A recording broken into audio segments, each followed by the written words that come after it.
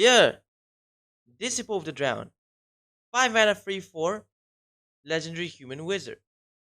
Um yeah, 5 4 5 mana free 4 legendary human wizard. And it says spells can't be countered.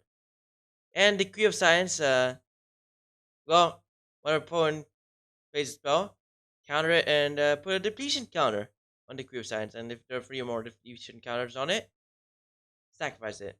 And you can cycle it for 6 mana. Wait, 6 mana? Yeah, 6 mana, and you counter spell. That's one expensive dismiss, I think, yeah. But still. Um Leah or no, liar, I think, yeah, it's liar. Um stops spells from being countered. So Decree of Science is useless. Literally useless. Only basically the opponent gets to cast free spells, then Decree of Science is gone. And it doesn't even do anything to the free spells. Let's go into the number 10. And it is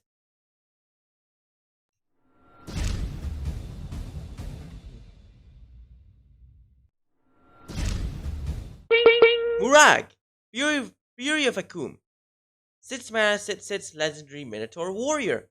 With each creature you control gets +1/+0 for each time it attacked this turn. And landfall, if it's your main phase, you get an additional combat uh, after this phase. And at the beginning of that combat, untap all creatures you control. So, yeah. That's actually really cool because, well, uh, it basically like you get lands and like you can like play land and then you get a bonus combat. So basically you get like 2 combat phases and then plus okay, wait. First main phase, then you can basically hmm, play a land. Second main phase, and yeah, like you play it on the second main phase after you have done the first combat. So then the creatures are untapped for the second combat, and they keep on attacking. And they're stronger than ever. Yeah, like yeah. Each time it attacks, it gets stronger this turn. Try and like ramp, and you can get so many combats. And yeah, and each time there's a combat with a Murag, you get to untap the creature. So you can skip one combat, and then you get to untap all the creatures. So let's just go into number 9, simple 9, and it is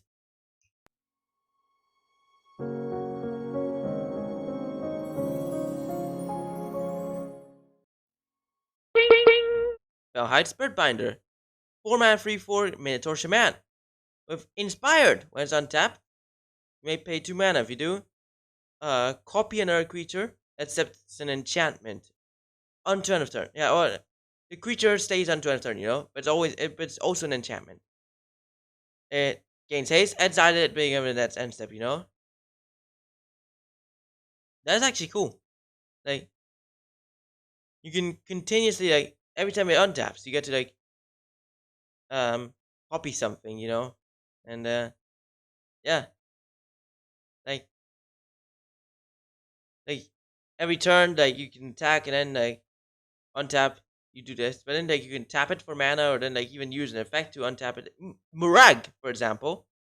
Then you can use Inspired. Then like you can copy so many creatures, like with Felhide Spiritbinder in one turn. Like you can even like um yeah, but not Felhide Spiritbinder, unfortunately. But yeah, you still have to pay mana though. That's the issue. So yeah, let's just go into the Golden 8, and it is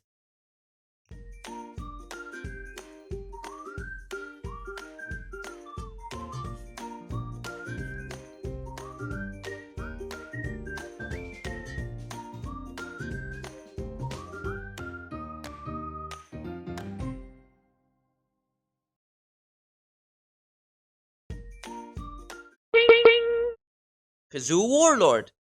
5 mana free Minotaur Warrior ally. And Rally! You may put +1/+1 counter on each of your allies.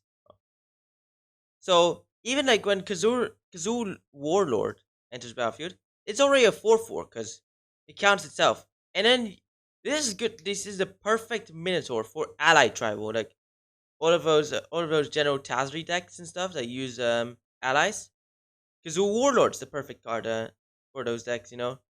So yeah, so number 8 we got Kazul Warlord, the Golden 8. Yeah, let's just go into the simple 7, and it is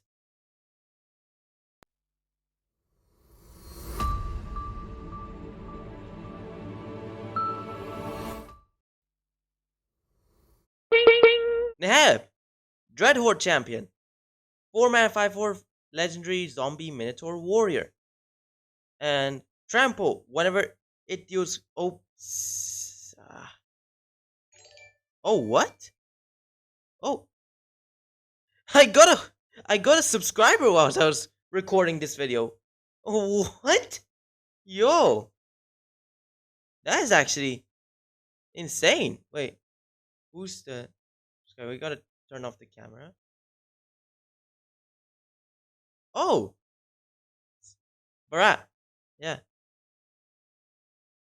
Oh, wow. That was actually weird, but yeah. I literally just got a subscriber while I was recording this. Yeah. And it's my friend Barat. Yeah. Oh, yeah. You get to discard any number of cards. Yeah. Combat damage player, planeswalker. Discard any number of cards, and you do draw that many cards and add that much red. On turn, you don't lose this mana. So that's cool. So basically, time it deals combat damage player, you can like, you know, you can like rummage any number of cards, and then you get to add the same mana as the cards you discarded and drew. You know, like discard cards, draw cards, and you add mana. And plus, you get to use it on turn of the turn, not just during the combat. You know, otherwise, why would you use it? Yeah. Plus, it's an above average creature. Stands no. It's better than the original Neheb, but it stands no chance with the the Hour of Devastation Neheb. Let's just go into the number 6, and it is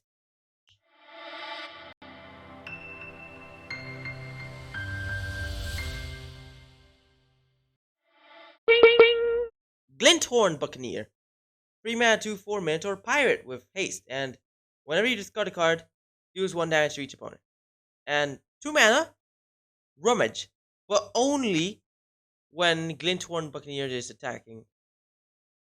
And that is really cool. Like you can even combine Glinthorn Buccaneer with Neheb, and you can legit like rummage your whole hand, draw that many cards, get that much red mana, plus do that much damage. And then like and then you can and then whilst like and then before you go to the main phase, you can rummage more cards with Glinthorn Buccaneer by spending the red mana you just added with Neheb. Like, and it actually gives a really cool utility for discarding cards, you know? Like kind of like, you just like, the opposite of, of, I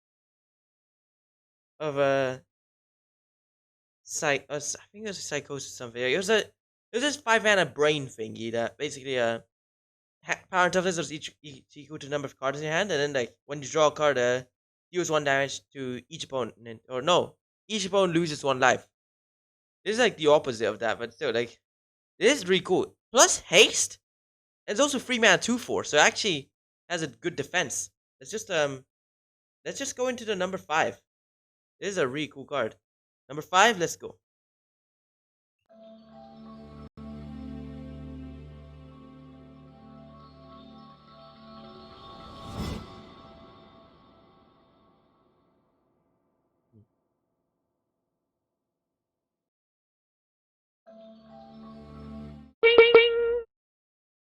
Number 5, Carplusan Minotaur. 4 mana, free Minotaur warrior with cumulative upkeep. Flip a coin. Whenever you win a coin flip, use 1 damage to any target. Whenever you lose a coin flip, use 1 damage to any target of an opponent's choice. There are easy ways to abuse this card. Give yourself Shroud, and also all the cards you have Shroud. Like, not hexproof, because this is your own effect that's doing it, you know? One way to do it. Second way, use all the coin flip cards, you know? All the coin flip synergies, like, Chance Encounter and Zinner Split to count. Because each turn you're gonna start flipping more coins. And you're gonna like those flips. And the thing is that for card producing Minotaur, not all of it doesn't just apply with card producing Minotaur's effect, you know? Like any coin you flip in general the with Zenith account or all those spells that basically let you draw cards, flip coins, Raul Zarek, those count as well. Like you have to declare your winning and losing side, so yeah, but still like card producing Minotaur. Wow, this is this is actually really cool. Yeah, that's our number 5. Let's go to number 4, and it is renderforce.com.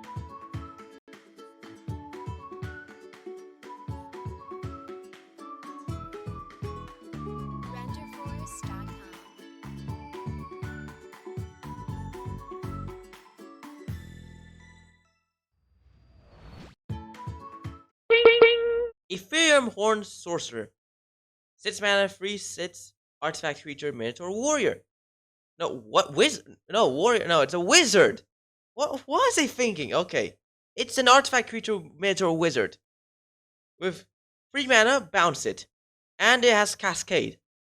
And the cool thing is, use Ethereum Horn Sorcerer. Cast it, you get to cast something 5 mana or less for free. Then you can pay 3 mana, bounce Ethereum Horn Sorcerer. Then pay 6 more mana, cast it again, and you get more cards. You just keep on getting more and more cards, and yeah, this is actually cool. Yeah, like, because you can like legit find cards from the deck to play with the Ethereum Horn Sorcerer by recurring his Cascade effect by bouncing himself, and plus it saves himself as well. Like, you try to kill him, you bounce him. And in terms of stats, not really that good. It's still has 6 toughness, but it's a free power instead of being the usual 6 power for 6 mana.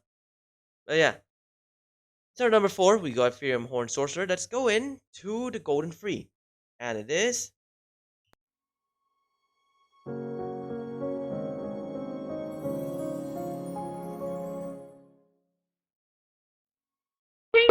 Fire Song and Sunspeaker.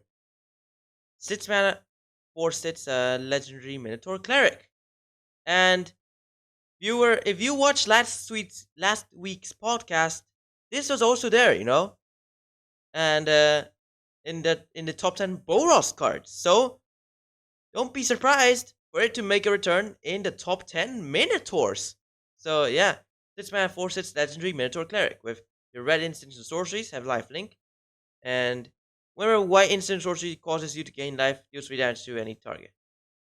So this is really cool. Like turns red spells like red board wipes and stuff like that that deal damage into massive life sources, like chain reactions, for example, or a chain reaction, for example, Star of Extinction, Sweltering Suns.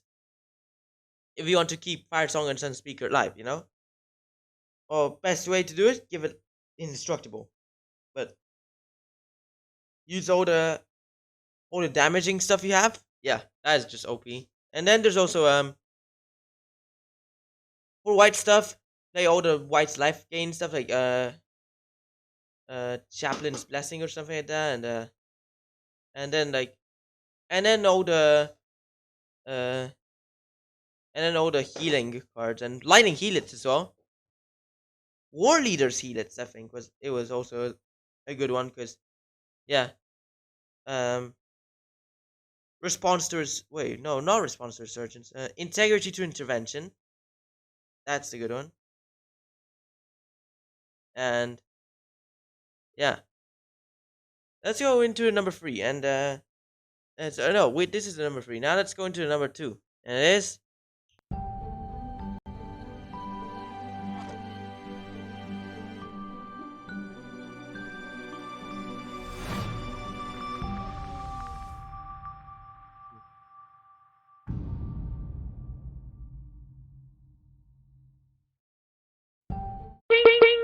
Boros Reckoner, 3 mana, 3/3 Minotaur Wizard. Also in the top 10 Minotaurs. And that's actually really good. Like in terms of like as a Minotaur, pretty sure Boros Reckoner is actually better than Firesong and Sunspeaker. But as a Boros card, Firesong and Sunspeaker is actually better because all the red and white damage spells plus life gain spells. But then there is Boros Reckoner. He is actually really cool. You just use him as a good blocker, or they will try avoid blocking Boros Reckoner because it's gonna shoot the damage back. It's like deflecting bomb on a stick, but except it doesn't prevent the damage and it only just throws it back to them as well. Like or like use like similar cards as the ones that you're using in Firesong and Sunspeaker. You can hit the Boros Reckoner or like even like damage spells to do damage to Boros spells. Boros Reckoner, like if, like all the like for example, there's a 1 mana instant deal 4 damage to any target, then deal 2 damage to Boros Reckoner. Then Boros Reckoner deals 2 damage to the opponent. That's actually cool. And also it gets first strike, so it could actually kill the creatures in combat and protect itself, preventing lifelink as well. And it's with hybrid mana. Oh, with hybrid red-white mana. That is interesting. That's our number 2, Boros Reckoner. Now, let's go into the number 1. And it is... We're gonna fix it.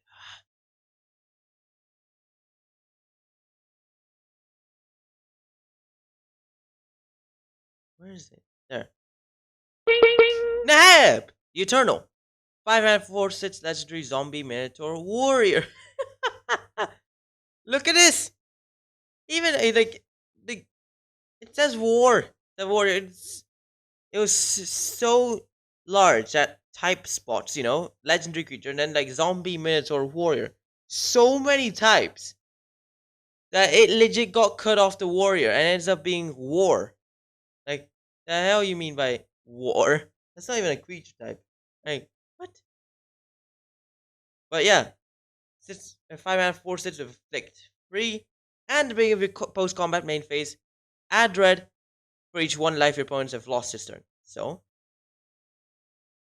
the trick is, well, the cool thing about afflict, even when they block it, it's still gonna pass 3 damage over, and it's 4. So basically, they don't block it, they take 4. They block it, they take 3, and then you can like use red mana with Neheb and cast red stuff with it, and you can even do the infinite combo with aggravated assault by basically dealing damage to the opponent. You hit them with Neheb, you get 4 red mana on your second main phase.